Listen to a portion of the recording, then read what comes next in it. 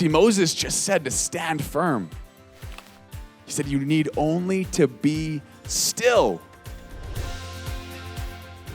You know, I was on my way home from work the other day, and I get home, and the classic, unlock the front door, and my dogs are waiting there, and they're nuts. So it's like, I'm like, hey, chill out. I'll let you outside. They're like running around. I'm like, hey, we'll let them outside. Let them outside. They run outside. It's good. We have a little like Chihuahua and a Doberman. It's kind of funny. I think you guys have heard me say this story before too. It's all good. But the little Chihuahua, obviously in this weather, like she's out there and she's like blowing away with the wind. Right? So she comes back pretty quick. The other guy, he stays out as long as he wants. He says he goes on strike all the time because I'll come back to the door and he'll see me and he'll just lay down. He just lays down right on the driveway because he does not want to come in. Doesn't matter if it's like 70-kilometer gusts and it's raining. He's out there. He's having a good time. Anyways, I get home. I let the dogs out. I continue to go into the house. I'm like, hey, what do I have to do? I forgot. Okay, my laundry, it's still kind of hanged up, and it was still drying, so I got to figure out a way to put that away. So I go into the laundry room. I start folding up my laundry, which I don't know if any of you feel the same way as me, but like putting away laundry, like folding it and putting it in your closet is the worst. I don't know why. Like I will do any other task, but then it's like, I don't know why it is, but it's just how it feels. So anyways, I fold the laundry up and I hang it up and put it in my closet. I'm like, okay, I got to do one more laundry load. So I stick it in the washer or the rapid wash, whatever it is. And then, I don't know, whenever I'm doing like these tasks that are super mindless, my mind asks myself questions, but they're usually not very like educated questions, you know, like they're really kind of dumb questions. Anyone get that? They're not negative or bad, but it's just like, at what part of my brain did this question come from? You know what I mean? I'm just like, but then being the human beings that we are, we sit in it and we go like, but is it a good question? Maybe it is. Maybe this can go deeper than I thought. You know what I mean? So the question I asked myself, and again, it was just this: do I often sit more or stand? Exactly, and that's exactly. And you know how long it took me to answer that question? 2 seconds. I was like, I definitely sit more. I'm like, I'm not proud of it, but I definitely sit more. And then I'm like, usually, you know, when you ask a kind of a very surface level, uneducated question like that, usually the conversation's done with yourself, you know? Not me. I'm like, why? Why do I sit more often than I stand? Why do I stand when I do stand? You know, apart from work, take work out of the equation, just recreationally as people. Why is our default to sit? So I started to think, I'm like, I don't know. Well, I'm doing a task, right? So I get home and I'm doing my laundry and I have to stand. And then I maybe in summer I'm doing our lawn or mowing the lawn and I'm standing again. Or in winter, like the winter that we just had, a lot of shoveling, which involved me to stand a lot more. But then when I finished those tasks, I would sit. And I'm like, Again, is it deep? No, it's not. But for some reason on this day, I was really taking it deep. And I was like, this is crazy. And I'm like, so why is our default to sit? Well, it feels like we're kind of in between tasks sometimes and waiting for the next task, waiting for something to happen. And then once something happens, we stand. But the crazy thing is when you do stand too, if you're not purposely standing, you kind of just stand around, you know? Everyone knows when you're standing around because you're kind of like, you're not really like there, you know? You're just kind of like this, leaning against the wall. Maybe you're sitting, you're slouched. You're not really standing, you know, like when I was in football, you'd stand feet shoulder width apart. You're ready to go, you know what I mean? But when you're standing around, it kind of made me laugh because this question that I asked myself, by the way, it lasted for like a week of me talking to myself like, what about this? What about that? And then it came back to me when I was walking through the mall yesterday with my wife. Stick with me, okay? I'm going somewhere. And I was walking through the mall yesterday with my wife Jessica, and I'm like, man, if you want to see a lot of people standing around, go to the mall. You have husbands outside every single store that are waiting for their wives, right? And I'm like, they're just standing around. And again, that's okay. This is life. It's good. You get to rest, you get to chill, you get to stand around. It's all good. But how often do we allow our habits to start to creep in to our faith life? In other words, when you're standing around, if we said your default is to sit in the world that we live in, you finish your task, you sit. You get what you're done, you sit. It always involves us sitting once we're done doing what we need to do. Well, that starts to creep into our faith life, and it actually starts to change the way of how we stand on God's promises. Instead of sitting and standing and doing what we got to do, we end up becoming reactionary Christians. In other words, it causes the enemy's action to cause a reaction within us. Maybe you have a bad doctor's diagnosis. Maybe your marriage is on the rocks right now. Maybe your family isn't exactly what you wanted it to be right now, and you're working through some things. Whatever the problem is, whatever the hardship that you might be facing, it takes the hardship for you to respond with action. It's a reaction. If I learned anything in the 1 year of football that I played, your reaction almost always is slower than the action. And so you work your life trying to make sure you don't always have to react. But in our faith life, we get this default of sitting all the time where we don't actually try to stand on God's promises until something happens within our life. That's me sometimes too. I almost call them a crisis Christian, right? Life's always good. You're doing good. You're sitting, you're chilling, you're having fun. And then all of a sudden something hits. And then we enter into this completely different side where now that we have to, that's the reason that we do it. See, our faith is so important. Our faith with God is absolutely what is going to take our life from here to there. See, but faith is an interesting thing because a lot of people don't actually have faith, they have knowledge. And knowledge is an interesting thing because if you chase after knowledge, you just become a know-it-all. But the more that you are a know-it-all, what I've found in Christianity is you don't know Him at all. It happens all the time. See, faith isn't knowing about God. Faith is knowing God. We can know everything we want about God. We can have all the right answers. We can know all the promises. We can have scriptures memorized for days, but yet see no action in our life of it actually taking root because we know them all, but we don't know the Creator at all. We don't. And that's where the relationship side of this faith comes in. You know, as I was preparing for this message, I got into the Bible story of Moses and the Israelites running away from Pharaoh and the Egyptians. And in this spot, I'm not going to read the whole the verse. I'll read one in a second here. But Moses and the Israelites were running away from Pharaoh and his men. And they're running down this hill. And they get to the Red Sea. So in front of them is just this Red Sea. And behind them is all of these people trying to run after them on chariots, on horseback, trying to get them. So in this moment where they ran into this Red Sea, they now all started to realize that they're trapped. Either we swim or we get caught by them, and who knows what's going to happen. And so all these Israelites began to cry out, scream out in fear and anxiety and trying to figure out what to go through. They don't know where it's going to go. And this next verse of how Moses responded to them, I absolutely love. It's found in Exodus chapter 14, verse 13. It says this, Moses answered the people, "Do not be afraid. Stand firm. You will see the deliverance of the Lord will bring you today. The Egyptians you see today," Moses says, "you will never see again. The Lord will fight for you." This is my favorite line. "You need only to be still." When I thought of that word still, the first mental image that came into my mind was when you walk through kind of like nature and you stumble upon a creek or more of like a pond or a lake where it's like just complete glass. It's complete. You see the reflection of everything within this lake.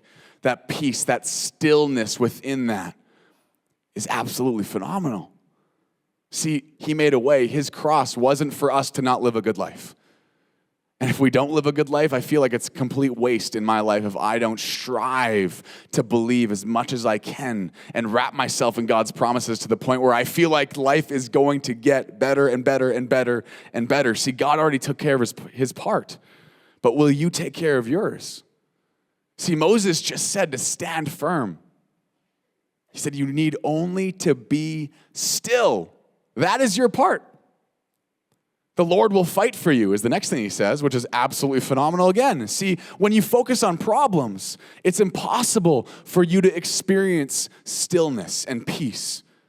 Just only be still. Some of you go like, oh, I could not just only be still in what I'm going through right now in my life. I get that. But what are you focusing on? See, if you focus on God's promises, the beautiful thing about that is you start to realize that being peaceful, staying still comes easy because you're focusing on the right place. Many people say, hey, but Zach, what if I'm like, it's kind of scary sometimes to stand and just be by yourself and try to stand firm in the midst of adversity or hardship or a bad something the doctor said to you or something that you got a test done and it didn't come back the way that you wanted it to. I get it. Life has so many things that we are all walking through and on this journey with. But if we focus on that problem, it ain't going to help anything. In Joshua 1 verse 5, it kind of answers this. And I love this verse. It says, no man shall be able to stand before you all the days of your life. Just as I was with Moses, it says, so I will be with you. Then it says, I will not leave you or forsake you. See, you take care of your part because God's already taken care of his part. But what is our part? What is it? How do we live our life doing our part, making sure that we are standing in the abundant life that Jesus died on the cross for each and every one of us to experience? I found it in Ephesians 6 verse 10 and on. It says this, in conclusion, be strong in the Lord, draw your strength from him. Put on God's whole armor that you may be able successfully to stand up against the strategies and the deceits of the devil. Therefore, put on God's complete armor that you may be able to resist and stand your ground on the evil day.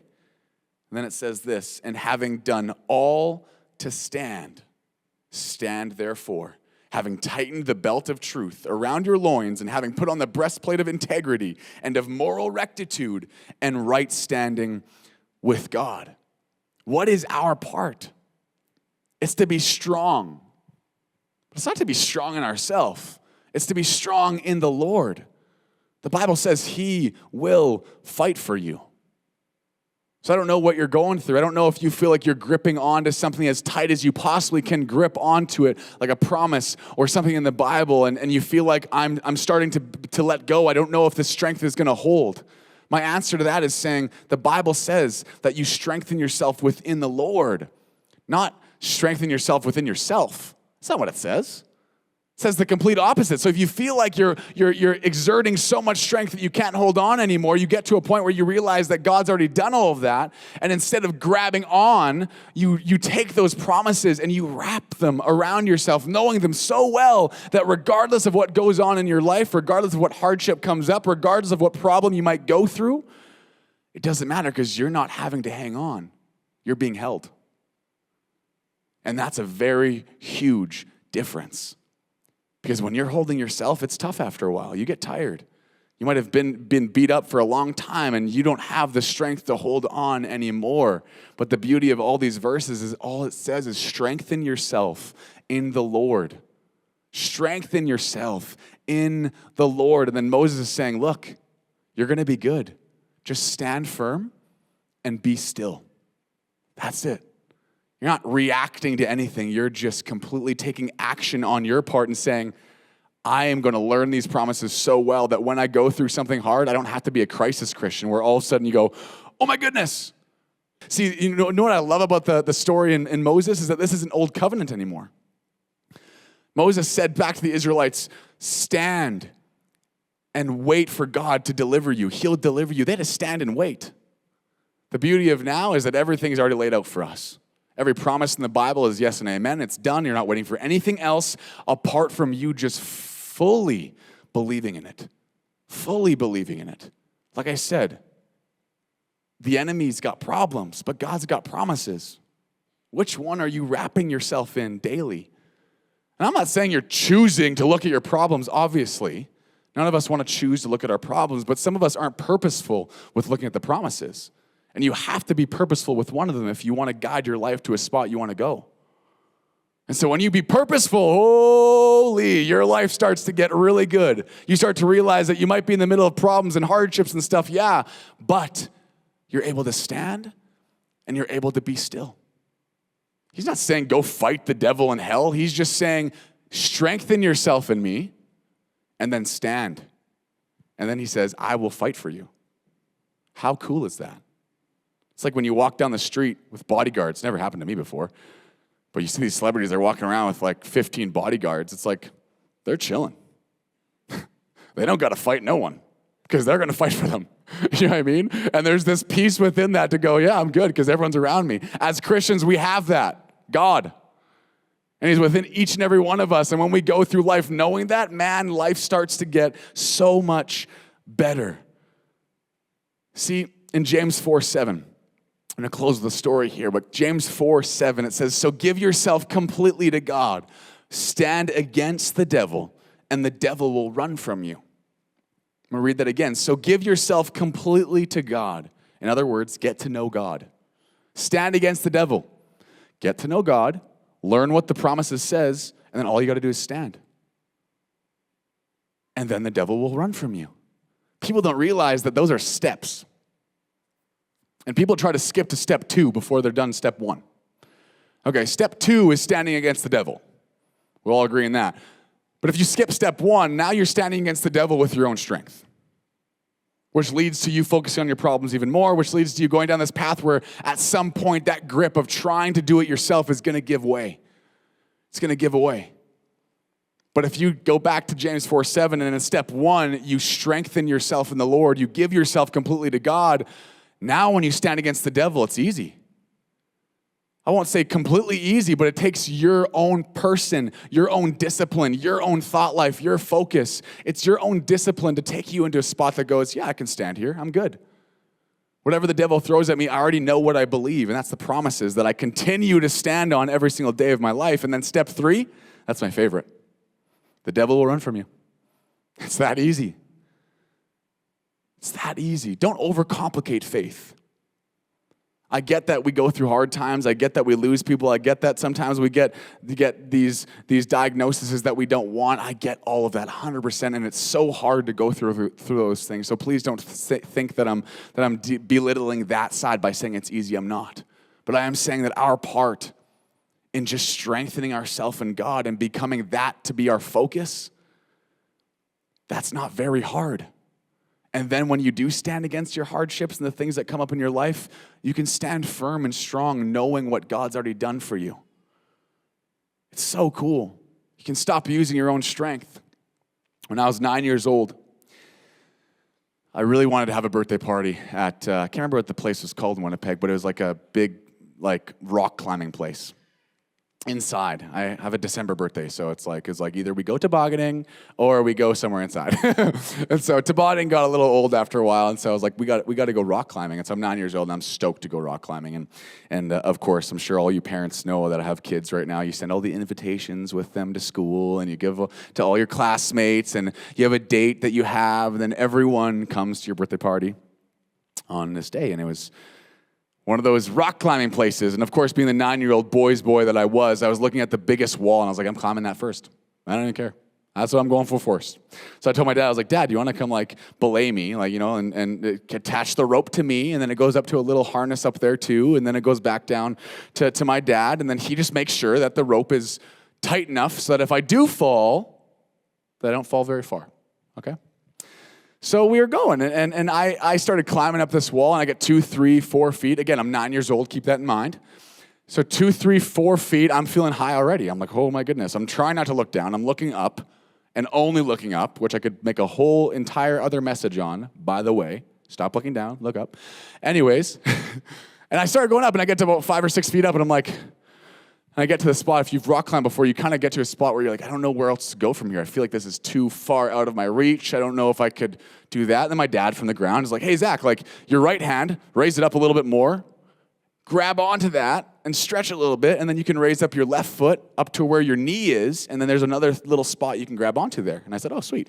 So I do it, and I figure it out, and I get up 5, 6, 7 feet, 8 feet, 9 feet, 10 feet, and I'm starting getting higher, right? And I don't know how high this thing, it could have been 1,000 feet. I was 9 years old, okay? I had no idea. 10 feet felt like 100, okay? So I was 10 feet up, and I was like, oh my goodness, this is getting high. And again, haven't looked down yet, but I was kind of keeping in the back of my mind that I'm obviously going up. So then I 10, 15 feet go up, and I get to another spot where my dad needs to kind of guide me a little bit again and says, hey, take your right hand or your left hand, reach up there, grab over here. And then so I started doing that, and I started to get 20 feet. I don't know how big the wall was. I want to say 30, 35 feet, somewhere in there. It was huge for me. I get to the very top, and then there's a bell at the very top. And that bell you can just smack, right? And then everyone on the ground watching you knows you actually got to the top, right? So I, being the 9-year-old that I am, just smacked that bell. And then I really wanted to see how proud my dad was. So I instantly just looked back at my dad.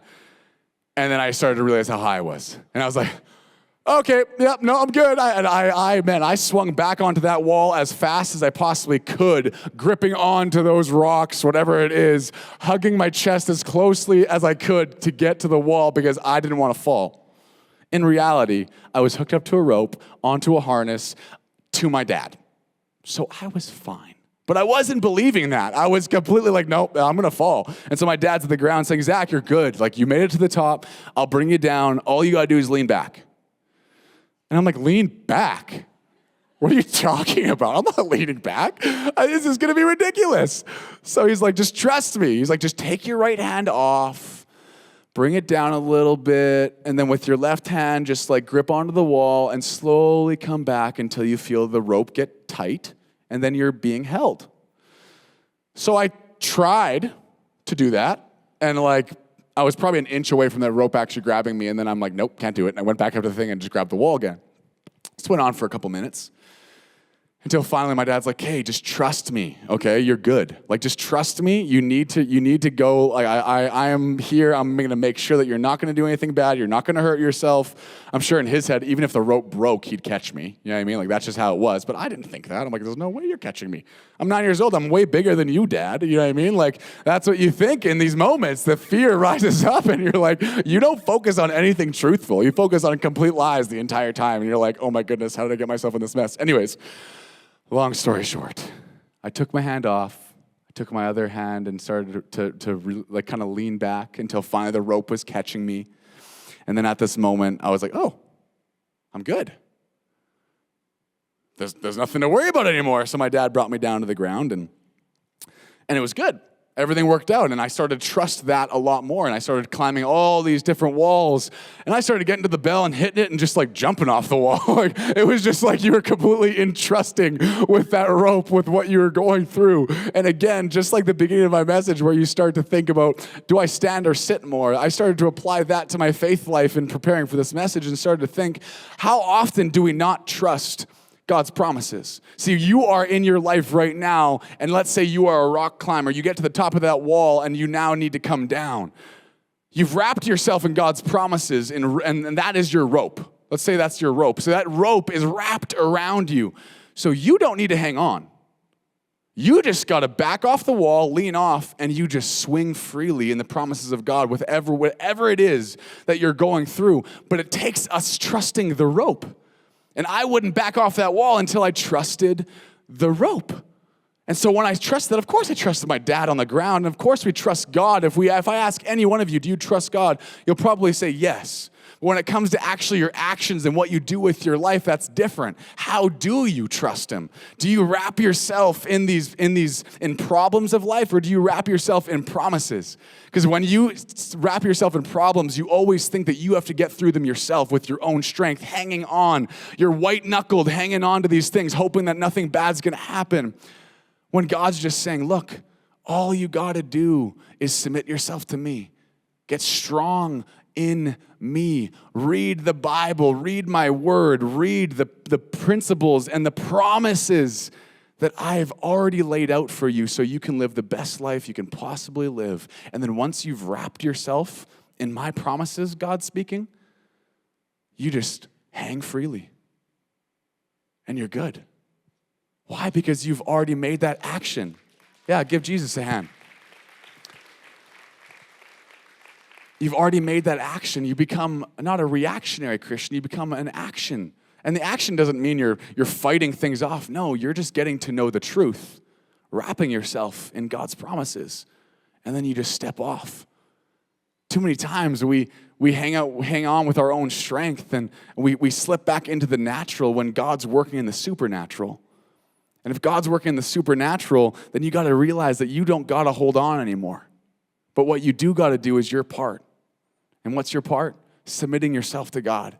Putting on the entire armor of God so that when anything happens in your life, all you have to do is stand, which is absolutely amazing. And then when you're standing and you've done all that you can to stand, the Bible verse says, stand therefore. And instead, tighten the belt of truth around you. That's it. Not looking for anything else apart from you standing on the promises. And then when you feel like you're getting a little bit faulty, a little bit wavering, you just tighten that belt of truth. And what's the truth? God's word. Your relationship with him. See, we can know it all, or we can know him. And I encourage every single person, get your relationship with God out of the intellect, brain side of having the answers to everything you need, and instead just develop that relationship. Get to know God, and he will guide you in every single area of your life. But that only happens if you believe.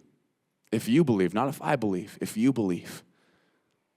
I want to encourage you guys today. When you wrap yourself in God's promises, you start to realize that all you got to do is stand in peace. Be still is what Moses said in that verse, and that is absolutely phenomenal. So make sure today in your faith and what you're doing, stop hanging on for dear life, white-knuckling what you're trying to hang on to, and realize that just wrap yourself in God's promises and let go. Because then when you let go, you realize that God will fight for you. You don't have to be in the midst of your problems, always wondering where this is going, how I'm going to get through this, focusing on all the problems. No. You can just stand firm because God will fight for you.